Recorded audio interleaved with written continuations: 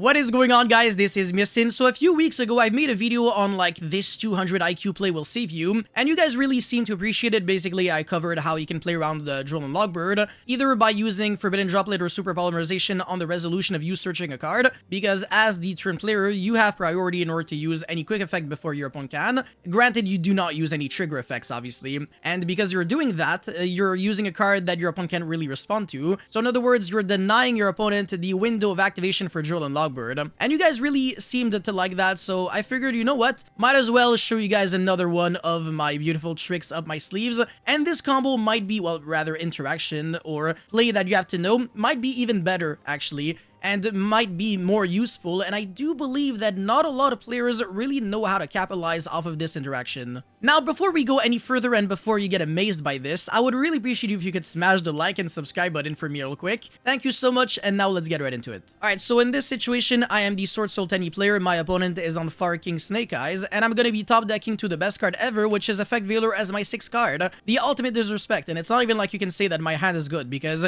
it's not. It's actually a really bad hand, and my opponent will also be drawing it with the Heat Soul. Might as well also be holding the effect of Heat Soul for later. But yeah, what can I do here? Because I feel like I'm kind of screwed, right? If I activate Sword Soul Emergence, my opponent can simply Ash it, and sure, I can use the talents to draw 2 cards, but what if those draw 2 cards are not, you know, good enough, right?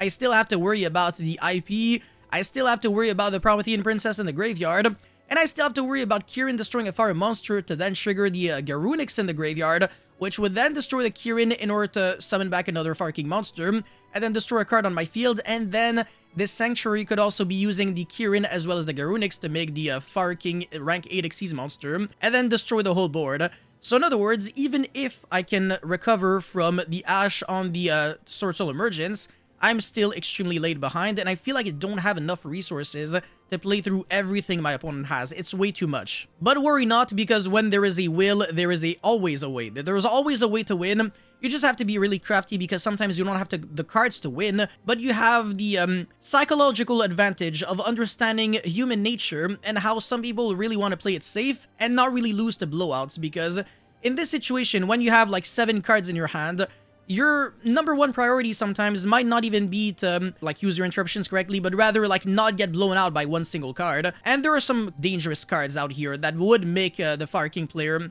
at least have less advantage, and one of those cards might be evenly matched. So let's just say right now that my first action is to threaten battle phase. I go standby phase, main phase, battle phase immediately. I don't even think. What my opponent might do would be to trigger the Flamberge in order to summon the Masquerada. And then since I am threatening battle phase, my opponent doesn't want to give up on like all these resources. He might want to go for a follow play.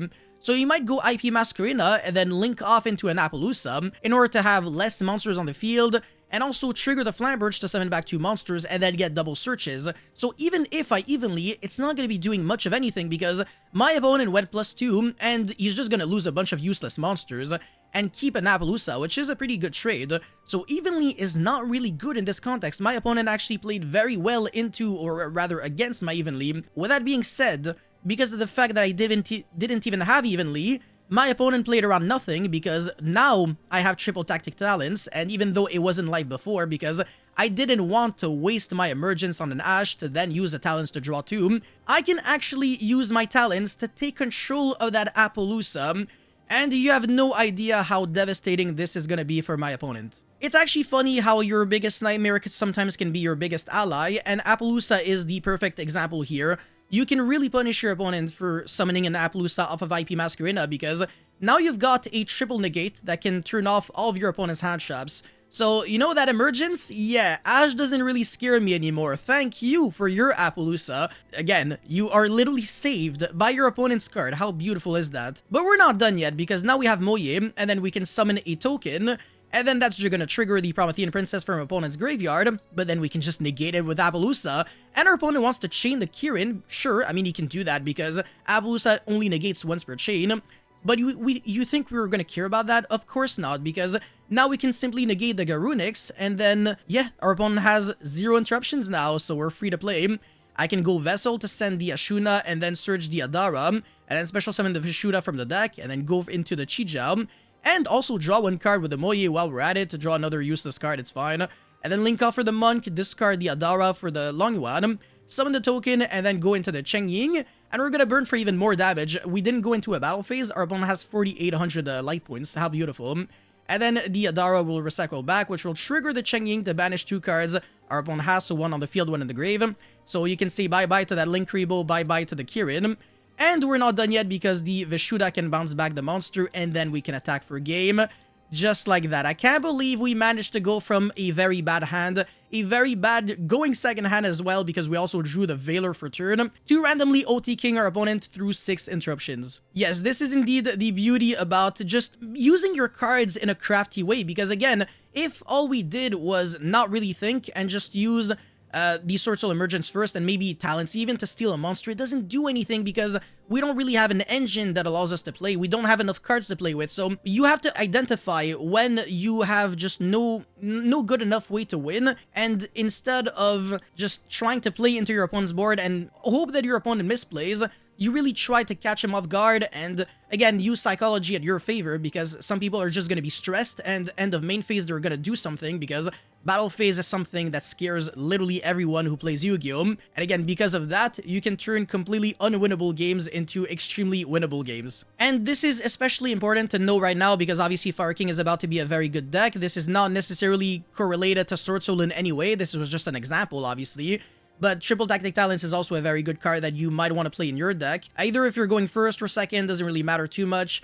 But obviously going first, I think it's, I mean, game 1, I want to say it's especially good going second because you don't necessarily know what your opponent's deck is. Sometimes it is useless if you're going first, but post game 1, even going first, Triple Tactic Talent is insane. As a matter of fact, even if you side deck the card, I still think you're going to have great results with it. So keep that into consideration when you deck build, and also keep this play into consideration. Sometimes the correct move, like I said, is not to go IP into Appaloosa, but rather IP into SP or Underworld Goddess even. That's actually not too bad. Make sure that if you are a Fire King player yourself, you don't do that when people bluff evenly. Obviously, there's no way to guess, because if your opponent has the talent, then your own Appaloosa makes you lose. And I realized that while I was playing Fire King, I was making like an Appaloosa for 4, and then all of my hand traps all of a sudden were useless.